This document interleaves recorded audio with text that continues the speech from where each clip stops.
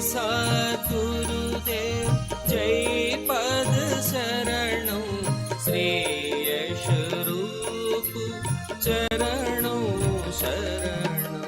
जय सद्गुरुदेव जय पद शरणौ श्रेयस रूप चरणौ शरणौ। जय सद्गुरुदेव जय पद शरणौ श्रेयस रूप चरणौ शरणौ।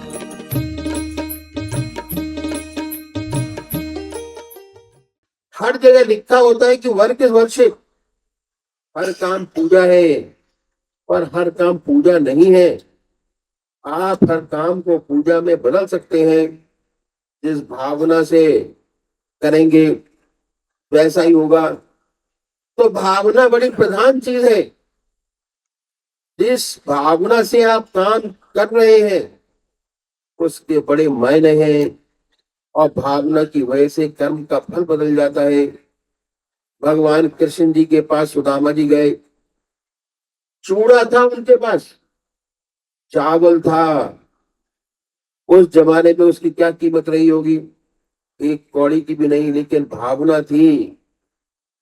किस भावना से आप काम करते हैं वो बड़ी चीज है। वही ऊपर उठाने वाली है, वही नीचे गिराने वाली है। यदि एक व्यापारी इस भावना से काम करता है कि हमारे देश की समृद्धि बढ़ेगी, पैदावार बढ़ेगी, देश खुशहाल होगा, तो वो सच्ची सेवा कर रहा है। अगर शोषण करने के लिए करता है कि मेरा पैसा बने तो अलग बात हो जाती है। तो हमने ये देखा, यदि दुकानदार चाहे तो आसानी से 10 के 16 घंटे बना सकता है ईश्वर की याद के, 6 घंटे परमात्मा की याद के नहीं है, क्योंकि उसमें वो व्यवसाय करता है। अगला तबका बुद्धिजीवी, हम आते हैं तीसरे तबके पर, डॉक्टर, रिसर्च स्कॉलर, दफ्तर में काम करने वाले लोग। इनकी ड्यूटी 7 घंटे की होती है, इससे ज्यादा ड्यूटी आवर्स होते ही नहीं। इस 7 घंटे में 1 घंटा लंच का ये तो ईश्वर को देना ही है। जैसे ही भोजन आपके सामने आए अर्पण कीजिए, उसी की याद में खाइए। उसके बाद आराम कुर्सी पर लेटिए, बड़े आराम से आंख मीचिए, ईश्वर की याद कीजिए। अगर ऐसा करेंगे तो दिमाग इतना रिफ्रेश हो जाएगा कि लंच के बाद दोपहर में जो काम करेंगे थकान महसूस नहीं होगी, काम में एफिशिएंसी बढ़ेगी। 15 मिनट दोपहर का, दोपहर से पहले भी 15 मिनट चाय का, ये आधा घंटा ईश्वर को बड़ी आसानी से दिया जा सकता है। 7 में से 1.5 घंटा बड़े आराम से ईश्वर की याद कर सकते हैं। फिर ऐसा तो होता नहीं कि हमेशा काम हो। बहुत से ऑफिस ऐसे होते हैं जो निरंतर काम रहता है, लेकिन अधिकतर जगहें ऐसी होती हैं जहां हमेशा काम नहीं होता। अब सुबह दफ्तर जाइए, अपने मित्रों से प्यार से मिलिए, कोई चुटकुला हो तो सुना दीजिए ताकि सब खुश हो जाए। जब सब खुश हो जाए अपनी सीट पर आइए, काम कीजिए। काम खत्म हो जाए तो और आंख खोलकर ईश्वर की याद कीजिए। अब काम आ जाए तो लग जाइए काम पूरी लगन के साथ। काम खत्म हो जाए भगवान की याद कीजिए आंख खोलकर। अगर आपने अपने आप को जाहिर करना शुरू किया, अगर आपने कई लोगों से कहना शुरू किया कि मैं दफ्तर में बैठ के भगवान की याद करता हूँ, भगवान का ध्यान करता हूँ, तो क्या है आपको दफ्तर में काम नहीं करने देंगे। कोई कलम फेंक के मारेगा, कोई चौक फेंक के मारेगा, आपके तरह तरह के नाम रखे जाएंगे। कोई भक्ति जी, कोई स्वामी जी, कुछ ना कुछ आपको काम नहीं करने देंगे। तो बड़ा सतर्क रहना है, अपने आप को बचाकर छिपा कर रखना है। छिपा कर अभ्यास करना है। और गलती से आंख लग गई तो अड़ोसी पड़ोसी यही कहेगा कि भाई सेकंड शो देखकर सिनेमा का आया है, ऊँग रहा है, इसमें कोई नुकसान नहीं। अगर पता चल जाए कि पूजा करता है तो जरूर छेड़ेंगे। छिपा कर अभ्यास कीजिए, इसका लाभ है। धीरे धीरे आपको आदत हो जाती है।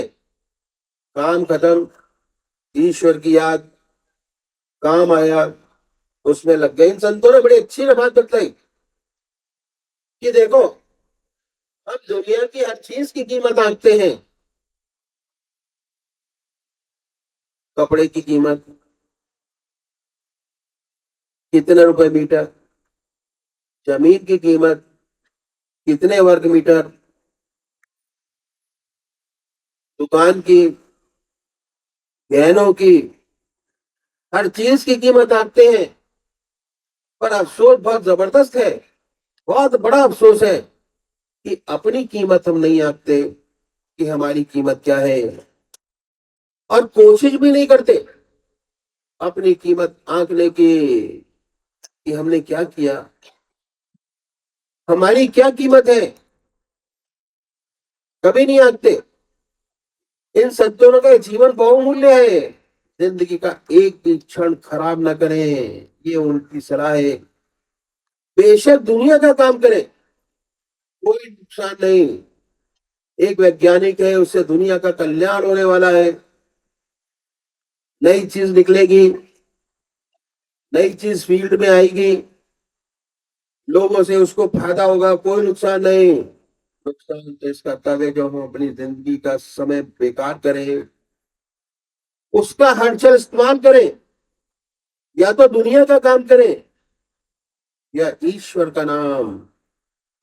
कोई भी क्षण खाली हो, अपने इष्ट देव को दे दें, व्यर्थ बर्बाद न करें। जब काम हो तो पूरी लगन के साथ काम करें। अगर केवल तनख्वाह के लिए काम करते हैं तो कभी संतोष नहीं होगा, हमारा दिल जलता रहेगा। हमेशा एक ख्याल रहेगा कि देखो भाई, हमारा बॉस है, वो हाई स्कूल पास है और हम बीए पास हैं, हमें 500 रुपए मिल रहे हैं, उसको 5,000 मिल रहे हैं। ऐसी बहुत सी परिस्थितियां दुनिया में है। आदमी तनख्वाह के लिए काम करता तो जलता रहेगा, जब तक निगाह इस पर है, शांति नहीं है। और आपने आपको इस ऊपर उठाइए, ये समझिए कि ये काम भगवान ने मुझे सौंपा है, ये परमात्मा का काम है, किसी विशेष व्यक्ति का नहीं। और मेरा जो ऊपर मेरा बॉस है, चाहे वो इंटर हो चाहे हाई स्कूल, परमात्मा ने उसे बैठाया है, उसकी इज्जत करना मेरा फर्ज है। भगवान ने बनाया उसे अफसर, मेरी ड्यूटी है। यदि इस भावना से आप काम करते हैं तो कहीं के कहीं पहुंच जाएंगे। मन में कभी असंतोष नहीं होगा। जो साथी अफसर की निगाह में गिराना चाहते हैं बहुत जल्दी तरक्की करने के लिए, लेकिन कब तक, आखिर ऐसे लोगों की जीत होती है जो ईश्वर का काम हमेशा समझ के करते हैं। सबसे बड़ी बात क्या है कि उन्हें अपने मन में शांति है, सच्चा सुख है। ये कितनी बड़ी चीज है। उसके साथ साथ ईश्वर में जीवन। अगर परमात्मा की याद बनी है तो सोने में सुहागा है, ईश्वरीय जीवन है। धीरे धीरे जीवन मुक्त अवस्था की ओर दौड़ रहा है, एक दिन उसे प्राप्त कर लेगा। उसका सच्चा आदर्श एक दिन उसे प्राप्त कर लेगा। तो भावना बड़ी प्रधान चीज है। इस भावना से हम काम करते हैं, उसे बड़ा अंतर आ जाता है। इस प्रकार हमने देखा कि हम 24 घंटे में 8 घंटे घटाएं, 16 घंटे बचते हैं। यदि वह प्रयत्न करे, 16 घंटे आसानी से अपने बना सकता है। 16 घंटे ईश्वर का ध्यान और 8 घंटे दुनिया का काम। उसके बाद आ जाइए देवियों पर। वो देवियां जिन पर घर चलाने की जिम्मेदारी है, उनके दो काम विशेष हैं। एक खाना बनाना, भोजन कराना, दूसरा बच्चों की देखभाल करना। दो खास काम।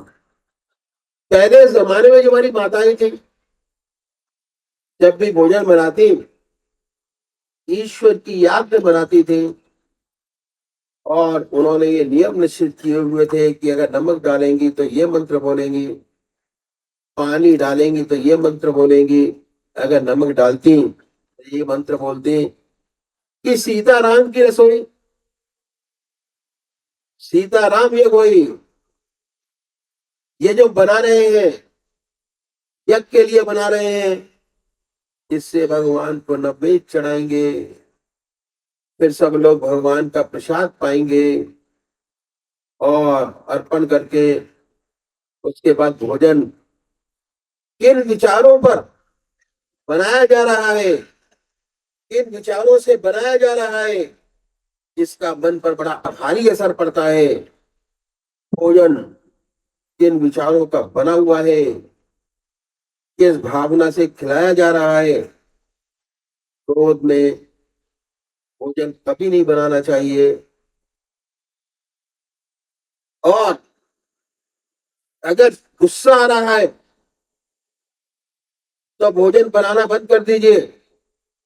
अगर गुस्से में बनाएंगे तो उसको पाएगा, उसमें क्रोध पैदा होगा, कला पैदा होगी। प्रेम और शांति के साथ भोजन बनाया जाए। हर काम भोजन बनाने का परमात्मा की याद में करिए। भोजन तैयार हो जाए तो भगवान को भोग लगाइए, उसके बाद ईश्वर की याद में खिलाइए। जो भोजन को पाएगा उसके हृदय में राम नाम अपने आप जागृत हो जाएगा। तो भोजन बनाने का कोई भी काम ऐसा नहीं है जो परमात्मा की याद में ना कर सकते हो। दूसरा विशेष काम बच्चों को रखना। बच्चों को रखने का काम बहुत सुंदर है। बच्चों को कभी मारना नहीं चाहिए। जो बच्चों को मारते हैं गलत काम है, नहीं करना चाहिए। दूसरा काम बच्चों को रखना बड़ी जिम्मेदारी का काम है। अगर शुरू से ध्यान पूर्वक किया जाता है तो ठीक रहते, अगर नहीं किया जाए बड़ी मुश्किल हो जाती है। सबसे बड़ी बात यह कि छोटे बच्चे की माँ उसको ये समझे ये बाल स्वरूप भगवान है, बाल भगवान है। बाल भगवान समझकर वस्त्र बनाए, बाल भगवान समझकर उसको नहलाए, बाल भगवान समझकर उसको लोरियां देकर सुलाए। एक तो ऐसी देवी का हृदय परमात्मा में लगा रहेगा, दूसरे ऐसे प्यार से सद्भावना से जब बच्चा पलेगा, आध्यात्मिक धुरंधर होगा। जितने बड़े व्यक्ति हुए हम देखते हैं इतिहास में, उनकी माता का उनको बनाने में बड़ा हाथ रहा। ये सच है। जो संस्कार माँ बचपन में डाल देती है वे संस्कार अमिट होते हैं, हमेशा बने रहते हैं। छोटे बच्चे जो सत्संग में आते हैं वहां देखते हैं, घर में जाकर सब बच्चों को बैठाकर सत्संग कराते हैं। बैठो, आंख मीचो, भगवान का ध्यान करो। छोटे छोटे बच्चे इतना सुंदर भजन गाते हैं कि आप आश्चर्यचकित हो जाएंगे। जब आश्रम में बच्चों का प्रोग्राम होता है तो दंग रह जाते हैं। कितने प्यारे प्यारे भजन, कितना सुंदर असर शुरू से पड़ता है। अगर ऐसे बच्चों को रखेंगे तो बहुत कल्याण होगा। ये दो काम है उनके विशेष। अगर ये दो काम कर ले तो सारा जीवन ईश्वर में हो जाए, घर में सच्चा सुख पैदा हो जाए। तीसरी बात क्या है कि हम हिंदुओं में पतिव्रत धर्म सबसे ऊंचा धर्म है और उनका सच्चा मंदिर तो घर है। उनके घर में ही भगवान है। कहां जाने की जरूरत, जहां ऐसे विचार देवियों में है, वह घर स्वर्ग बन जाता है। सच्चा सुख उन घर में होता है। सच्ची खुशी और पैसा अलग अलग चीजें हैं। ये जरूरी नहीं कि पैसा बहुत ज्यादा हो तभी आप सुखी हो। परमात्मा इतना दे कि सब खर्चे ठीक ठाक चलते रहे, सामान्य, और घर में सद्बुद्धि एक हो। सच्चा सुख है। धर्मपत्नी अपना कर्तव्य करती है, पिता अपना कर्तव्य करता है। सच्चा स्वर्ग है। ऐसा सुंदर ग्रस्त, करोड़ों की माया, बात दक्षिण, पत्नी उत्तर, बेटी पूरब, बेटी पश्चिम, कलई कलय भरा है। एक गुस्से में इधर पड़ा है। सारे वैभव मौजूद है, पर ऐसे घर के लिए सारे वैभव बेकार है। दूसरा उस कमरे में पड़ा है, तीसरा उस कमरे में है। जीवन नरक है, बहुत दुखी है। सुख और पैसा, सच्चा सुख, सच्चा आनंद, सच्ची खुशी अलग चीज है। सबसे बढ़िया सच्चा सुख, ग्रस्त में सच्चा सुख मिले तभी हो सकता है जब आपका ईश्वर में जीवो, ईश्वर में जीवन हो और हमेशा हमें प्रभु की याद बनी रहे, तब सच्चा सुख हमें प्राप्त हो। तो हमने ये देखा, अगर अभ्यास करें तो 16 घंटे आसानी से अपने बना सकते हैं। अभ्यास पर बहुत भारी जोर दिया है भगवान श्री कृष्ण ने। अभ्यास, आहार की शुद्धि, विहार की शुद्धि, तीसरा अभ्यास, चौथा वैराग। इन संतों ने जो ग्रस्त में हुए, जिन्होंने ग्रस्त में रहते हुए जीवन मुक्त अवस्था प्राप्त की, अपने जीवन काल में उन्होंने बताया कि अभ्यास कैसे करें। अब इस सेवक ने आपके सामने खोल कर रखा। हम ऐसा सुंदर अभ्यास कर सकते हैं, 16 घंटे आसानी से अपने बना सकते हैं। और जब 16 घंटे बन जाते हैं तो काम बन गया। 16 घंटे पार करते ही काम बन गया। हमारे शास्त्रों में लिखा है, उलट धार हो जाती है। बहुत सुंदर। 16 घंटे पूरे थे, उलट धार हो गई। शास्त्रों में लिखा है, जब तक उलट धार नहीं होती परमात्मा नहीं मिलता। 16 घंटे परमात्मा की याद उलट धार है। कैसे है? जो आधा घंटा सुबह पूजा, आधा घंटा सायकाल की पूजा करता है, उसके मन की क्या दशा है? बहुत सुंदर है कि 24 में से 1 घंटा परमात्मा की याद, 23 घंटे दुनिया की याद।